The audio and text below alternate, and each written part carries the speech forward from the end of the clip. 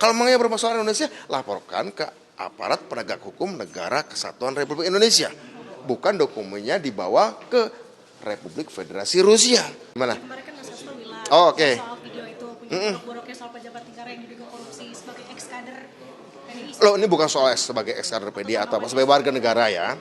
Kalau menurut saya, kalau memang ada masalah hukum nggak apa-apa, dilaporkan saja ya. Kalau memang ada masalah hukum, saya kira kalau itu memang benar, silakan. Kalau diindikasikan ada pelanggaran hukum, dilaporkan saja pada lembaga penegak hukum di Negara Kesatuan Republik Indonesia. Bukan dilaporkan di lembaga di Republik Federasi Rusia. Yang bermasalah kan orang Indonesia, bukan orang Rusia.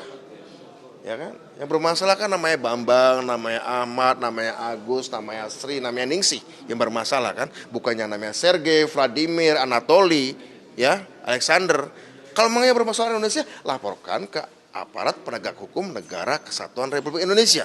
Bukan dokumennya dibawa ke Republik Federasi Rusia. Apa hubungannya? Gak ada hubungannya. Kalau kita bicara hukum ya, karena kita bicara soal itu soal hukum.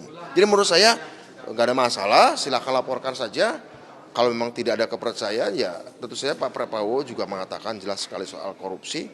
Ini berlaku untuk siapapun ya. Bagaimana kasus-kasus hukum tentu saja harus diselesaikan secara hukum. Dan ya, aparat hukum kita ya kepolisian, ya KPK, ya kejaksaan kan begitu ya. Ya kan? Ya itu.